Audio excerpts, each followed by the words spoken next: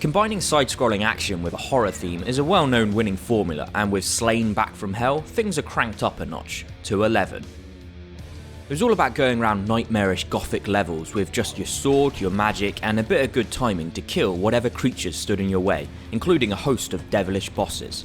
It's like the PS4 says, no laborious leveling, no tedious grinding, and no wimpy crafting.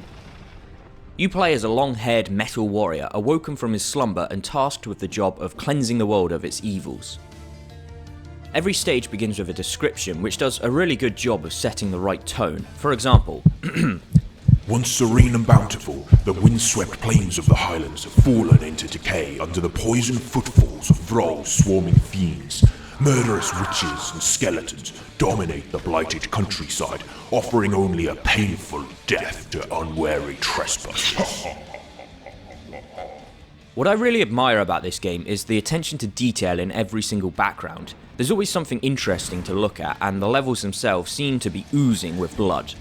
You're rarely safe as traps are scattered about all over, like these little red things. Yeah, don't touch them.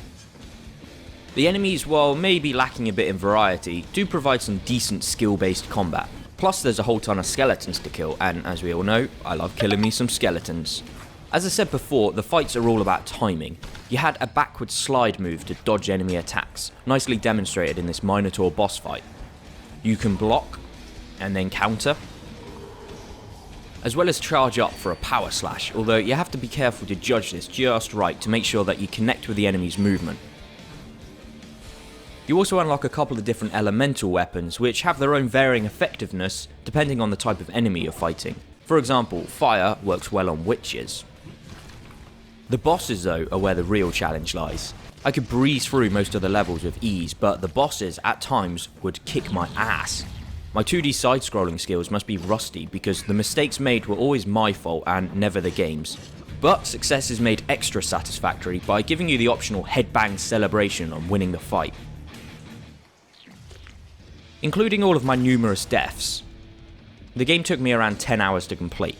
It's kept fun throughout though, with the odd section thrown in to mix things up a bit, like the wolf running section. And strangely enough, there's even a point when there's a choice between two levels as to which one you want to do next. This only happened once though, which is odd, and a shame it didn't happen more often.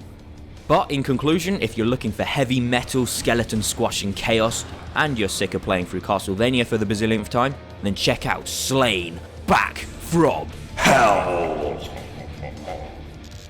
And for more video game reviews, be sure to check out Ace Gaming Moments. Thanks for watching.